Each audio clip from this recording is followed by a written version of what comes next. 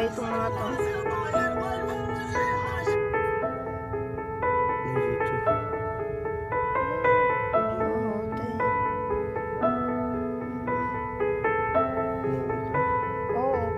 Sabi ko nga, sabi ni Benji, pag sunod ka, pag mauna si Cristelyn, may invite siya ng mag-level 4, sabi niya.